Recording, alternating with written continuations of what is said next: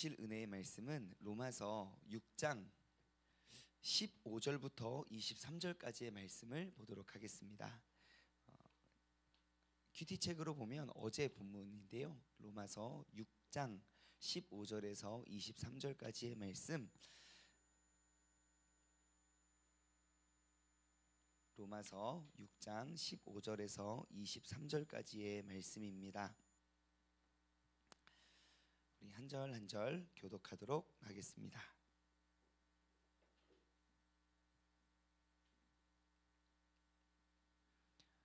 로마서 6장 15절에서 23절까지의 말씀 한 절 한 절 교독하도록 하겠습니다. 그런즉 어찌하리요? 우리가 법 아래 있지 아니하고 은혜 아래 있으니 죄를 지으리요? 그럴 수 없느니라. 너희 중에 자신을 내어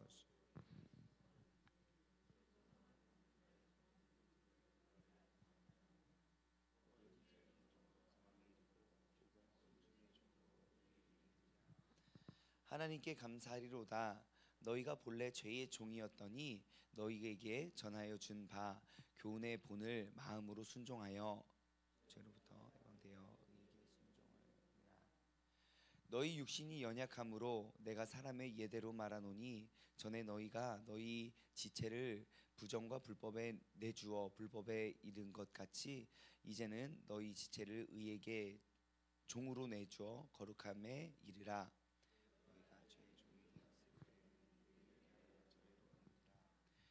너희가 그때에 무슨 열매를 얻었느냐? 이제는 너희가 그 일을 부끄러워하나니 이는 그 마지막이 사망임이라.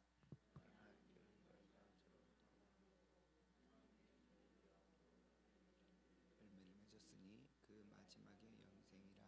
함께 읽겠습니다. 죄의 싹은 사망이요 하나님의 예수는 영생이니라. 아멘.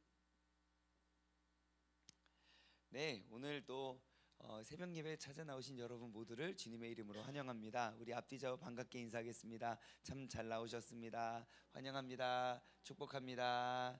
네, 반갑습니다. 반갑습니다. 네, 어제 이제 우리가 이 로마서 6장 15절에서 23절은 우리가 지난 주일에 이어지는 말씀인데요. 이제 어제 새벽 예배 때 이걸 나누어 보지 않아서 그러기에 그냥 넘어가기에는 너무 중요한 개념이어서 우리가 오늘 함께 말씀을 통해 나눠 보길 소망합니다. 15절부터 보면 우리가 그 지난 주일 나눴던 말씀의 연장선상으로 보시면 되겠어요. 제가 지난 주일날 열심히 이 로마서의 배경에 대해서 그리고 로마서의 큰 전체적인 내용에 대해서 나누어 드렸는데 지금 로마서 6장, 7장, 8장은 어떠한 내용이라고 묻지 않겠습니다. 우리 모두가 다 이미 알고 있기 때문에 굳이 뭐 아는 걸 이렇게 물어야 알겠습니까? 6장, 7장, 8장은요 예수 그리스도 그 앞전에는 우리가 이신칭의, 이신득이 내가 믿음으로 말미암아 구원을 얻을 수 있다는 그 교훈과 가르침에 대한 설명이었고요. 그리고 6장, 7장, 8절은 그 성화, 우리가 성화를 이루기 위한 그 성화의 중요성과 그럼 우리가 어떻게 그 성화를 성화되어 가야 하느냐 그 구체적인 대안에 대해서 이야기하고 있다고 함께 나누어 보았습니다. 그래서 그때 우리가 그 성화의 과정 속에 우리가 무엇을 해야 된다고 했습니까? 그리스도와 연합하여 우리가 그 침례에 이르러야 된다고. 우리가 그 회개와 침례, 내가 예수 그리스도로 말미암아 함께 죽었다가 내가 죽은 나를 어떻게 내가 살릴 수 있겠습니까? 그 주님의 능력으로 우리가 다시 살아 그리스도와 연합한 자가 되어야 된다는 내용이 6장 1절부터 있다고 치면, 자 그러면 15절부터 이제 쭉 말씀을 보면요 너무너무 중요한 개념이 하나 있는데 우리가 한번 살펴보도록 하겠습니다. 어떻게 우리가 그럼 이 세상의 죄 속에 빠지지 않고 우리가 그 성화되어 가는가, 예수 그리스도를 더욱더 닮아갈 수 있는지를 우리가 한번 말씀을 통해 나눠보길 원합니다. 그런즉 우리가 어떻게 하리요?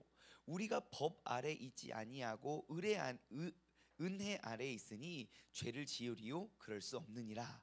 그렇습니다. 자, 우리가 지금 어디 아래 있지 아니하고 어디 아래 있다고 합니까? 법 아래 있는 사람이 아니라 은혜 아래 있는 사람이래요. 자, 그러니까 근데 이제 조금 이해가 되지 않는 게 뭐냐면 죄를 지을 수 있으리요? 그럴 수 없느니라. 그렇습니다. 우리가 율법 아래에 있는 그러한 이제 율법의 기준으로 봤을 때 우리가 죄인이냐 그렇지 않냐를 따지는 게 아니라 우리가 은혜 아래 있음으로 우리는 죄를 짓지 말래요. 이게 조금 우리가 그냥 받아들이기에 조금 이해가 되지 않는 부분이 있는데 뭐냐면 우리가 죄라고 느끼는 그 기준이 무엇입니까? 은혜입니까? 율법입니까? 그쵸? 이런 것도 물어보면 안 됩니다. 새벽에는 머리도 아프고 막 정신도 없고 혼미한 상태. 여러분, 우리가 죄라고 느끼는 상태가 은혜의 법이 아닙니다. 율법입니다. 그 율법에 내가 넘어가지 않으면 나는 죄인이 아니라고 생각을 해요. 항상 그렇죠.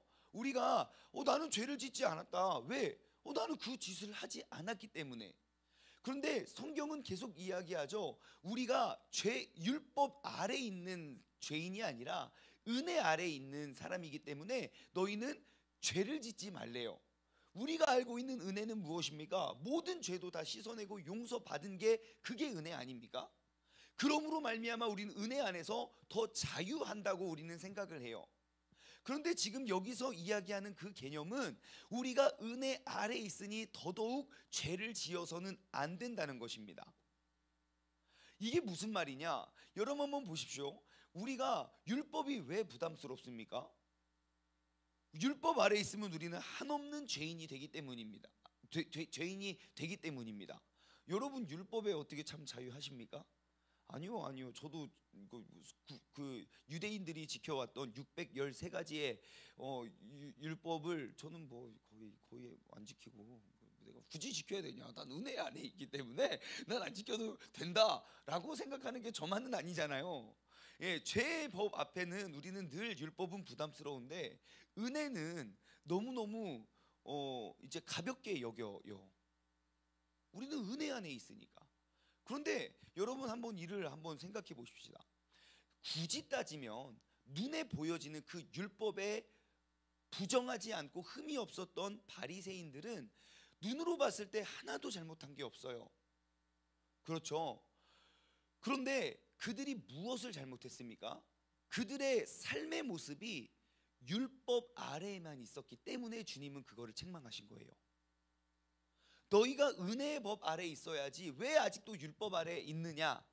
근데 바리새인들은 반문합니다. 내가 율법에 뭐가 흠이 없는 잔데 무슨 내가 뭘 잘못했냐라는 생각이에요. 그럼 그 둘이 무슨 차이인가?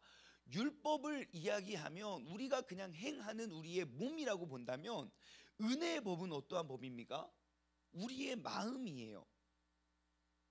너희가 생각으로 간음한 사람은 이미 그 여자를 생각으로 그 여자를 범한 사람은 이미 간음했다고 이야기해요.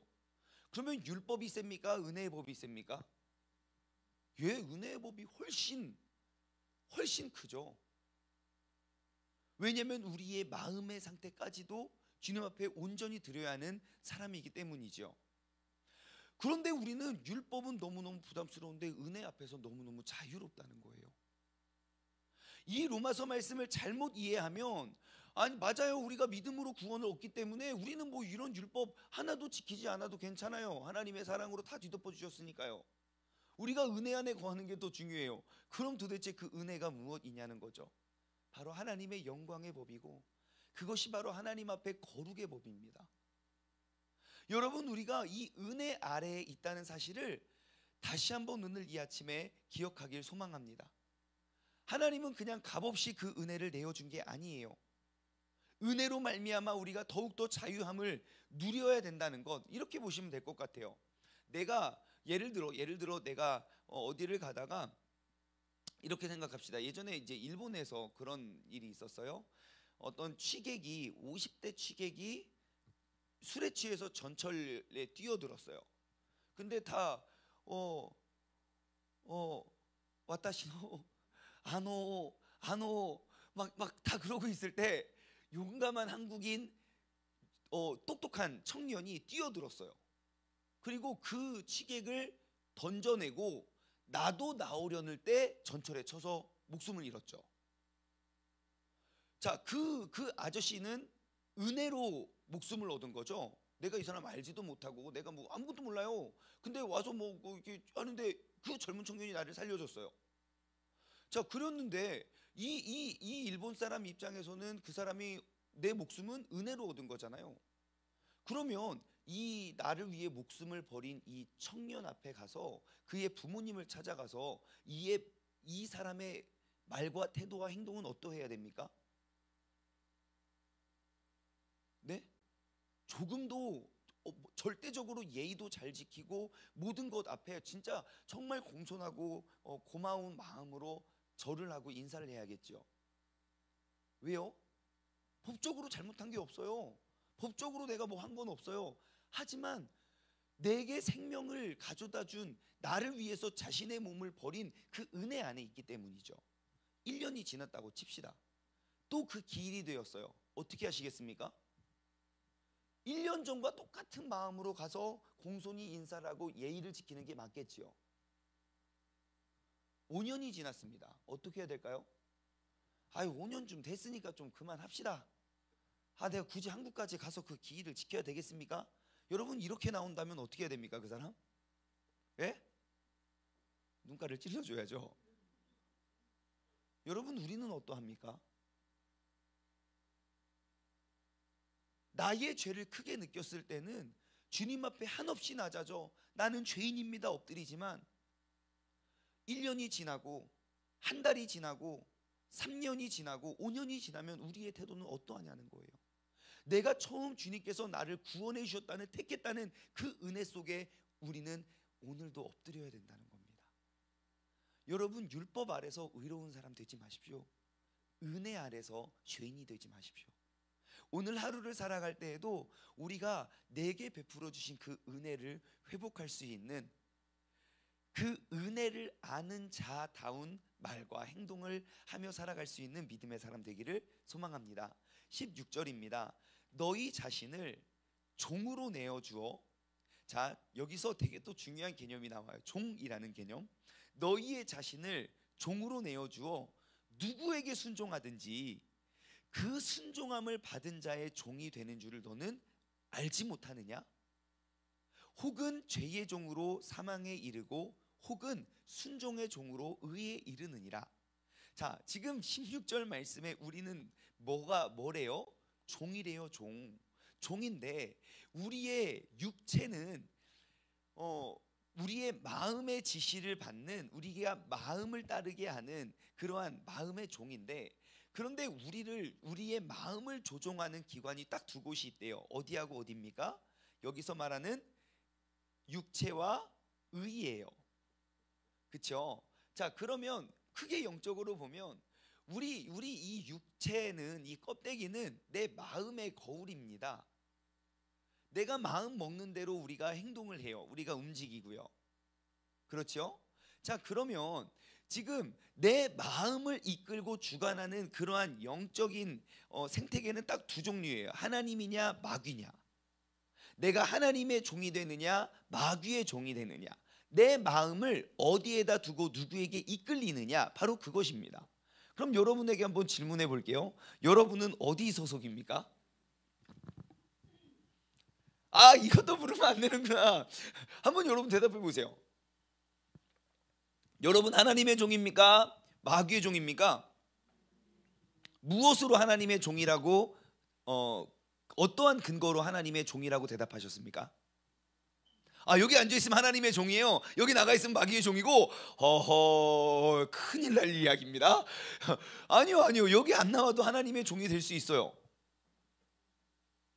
그럼 지금 여기 나왔다고 하나님의 종이죠? 자, 그러면 한번 말씀으로 비춰봅시다. 자, 여러분 잘 보십시오. 우리가 누군가의 종이 됐다는 것의 근거가 무엇입니까? 내가 어떠한 열매를 맺느냐예요. 내가 누구의 말에, 나의 몸을 누구의 말에 순종을 시키냐는 겁니다. 내가 하나님의 종입니까? 그러면 내 삶에 하나님의 열매가 가득 맺혀지면 됩니다. 내가 하나님의 열매, 하나님의 종이라고 말하면서 내가 맺는 열매 중에 하나님께서 말씀하신 그 성령의 풍성한 열매가 맺혀지지 않으면 두 번 다시 물어볼 것도 없습니다. 나는 하나님의 종이라 말하는 마귀의 종이니까요. 분명히 열매로 그들을 평가한다고 했어요. 보십시오. 너희 자신을 종으로 내어주어. 우리의 자신을 누군가에게 내어주는데 누구에게 순종하든지 그 순종함을 받는 자의 종이 되는 줄을 왜 너희가 알지 못하느냐? 말로만 유대인이고 말로만 내가 하나님 사랑하고 말로만 하는 게 아니라 너희는 그 하나님의 말씀과 그 열매에 순종하는 자가 되어야 된다는 겁니다. 죄의 종으로 죄의 종은 결국 사망에 이르고 순종의 종은 의 가운데 임한다는 것이죠. 자, 그러면 나는 무엇에 순종을 하고 있는가? 나의 행동을 보면 누가 누구의 종인지 금방 알 수 있지요. 그래서 우리가 저 포도알 어디 갔어요? 그래서 우리가 이런 거 하는 거 아닙니까? 그래서 이런 거 내가 끊임없이 나의 마음과 나의 행동을 하나님의 종으로 내가 순종하기 위한 다짐이요. 여러분, 그냥 이거는 그리스도인이니까 마땅히 하십시오가 아니에요. 우리가 여태까지 믿음 생활하며 누구에게 순종했는지를 봐야 돼요. 나의 시간과 나의 노력과 나의 열정을 끊임없이 하나님의 종으로 내가 내어줘야 돼요. 내 맘대로 다 살고 내 뜻대로 다 살다가 이 자리에 한번 나왔다고 하나님의 종이 되는 게 아니라 우리의 마음과 그 중심을 하나님의 열매를 맺을 수 있는 그 하나님의 도구로. 제가 여러분들 포도알 만들면서 얼마나 마음이 기쁘고 아름다운지 몰라요. 그리고 이 가운데는 그 포도알의 실천을 위해서 나온 분이 분명히 있다고 저는 믿어 의심치 않습니다. 얼마나 아름답습니까? 내가 전에는 그러지 못했지만, 전에는 내가 생각 없이 내 마음에 이끌리는 대로 살았지만, 내가 뜻을 정하여 하나님의 종이 되고자 내가 움직이는 것이죠. 그에 대해서 이제 18절은 이야기합니다. 하나님께 감사하라. 너희가 원래는 그 주님을 알기 전에는 죄의 종이었는데 너희에게 전하여 준 바, 자 보십시오. 이거 한번 보십시오. 의의 종이 될 수 있는 방법입니다. 잘 보세요. 의의 종이 될 수 있는 방법. 교훈의 본을 마음으로 순종하여 죄로부터 해방되어 의에게 종이 되었다. 자, 의의 종이 될 수 있는 동기가 뭡니까? 한 가지 딱 동기. 뭐예요? 순종이요. 순종. 뭐의 순종이요? 네?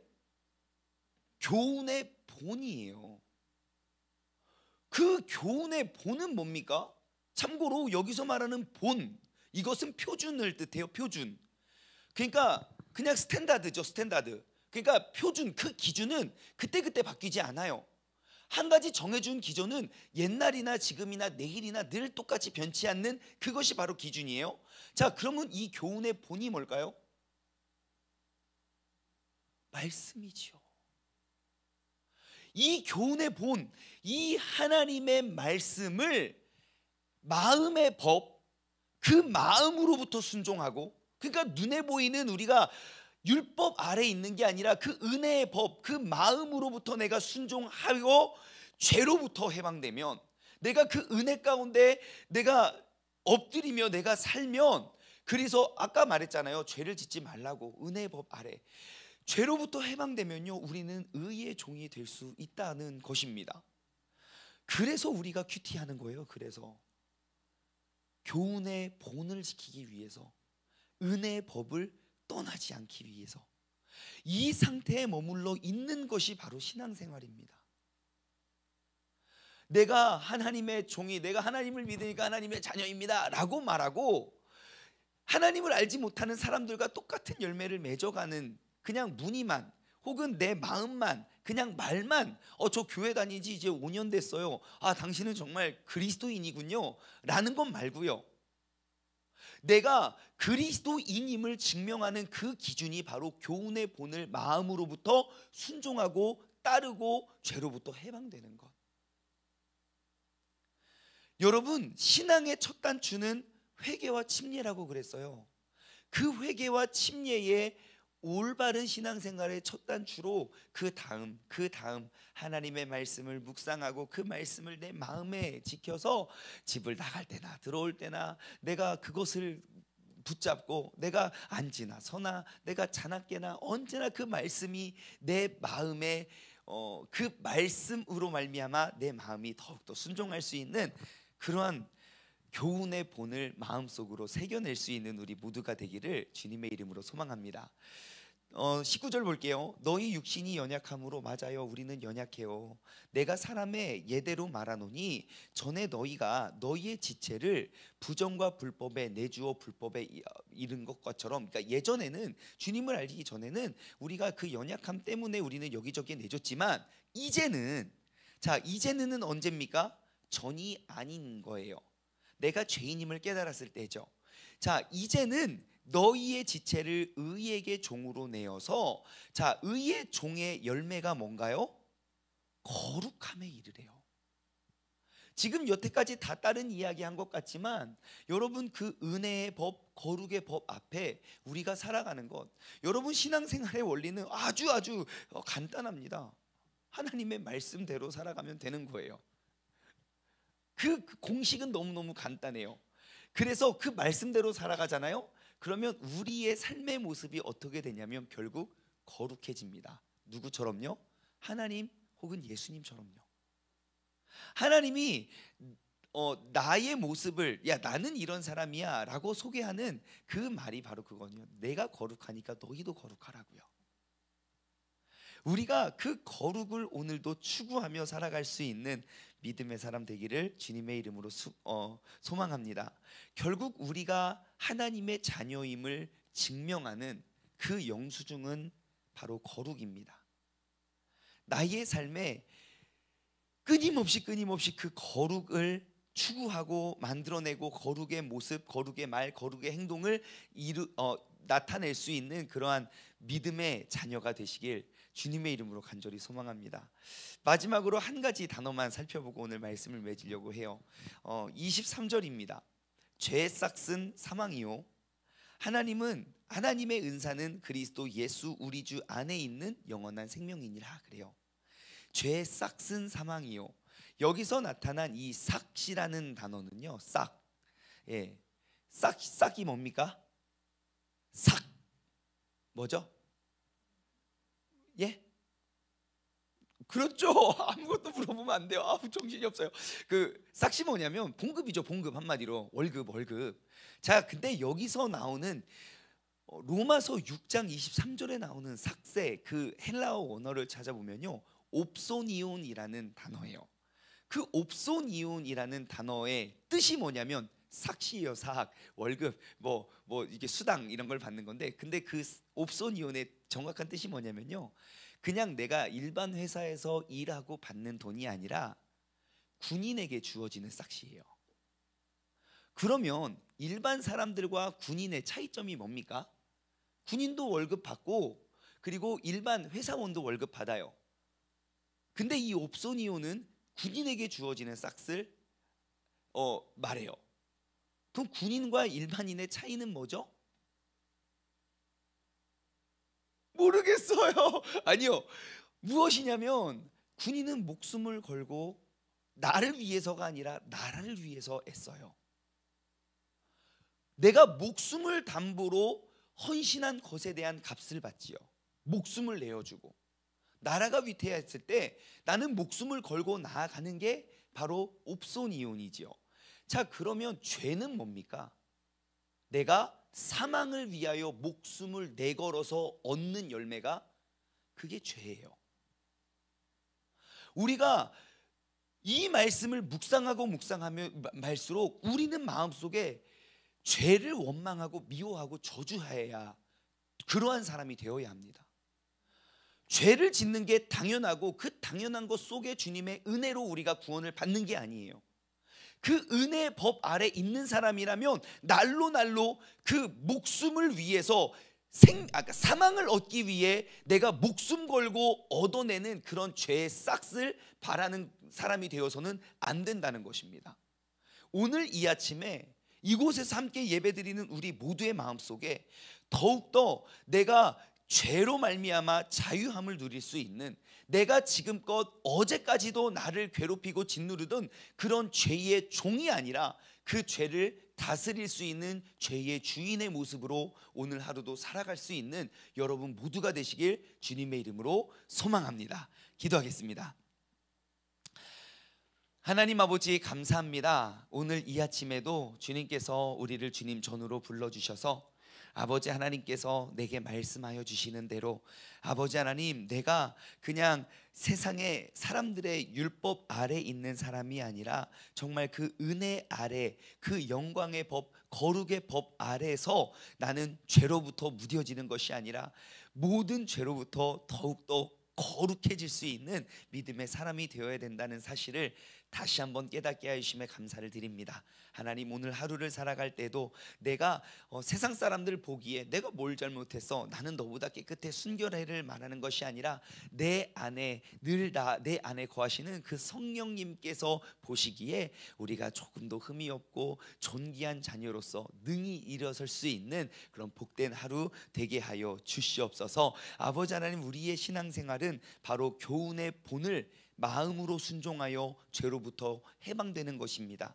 하나님 아버지, 하나님의 말씀을 내가 묵상하고 그 말씀대로 나의 삶을 순종시켜서 아버지 하나님, 근래에 내가 다짐하고 작정하고 약속한 그 우리의 신앙생활의 포도알들을 내가 더욱더 많이 풍성히 맺을 수 있는 믿음의 사람 되게 하여 주옵소서. 감사드리오며 이 모든 말씀 살아계신 예수 그리스도의 이름으로 기도드리옵나이다. 아멘.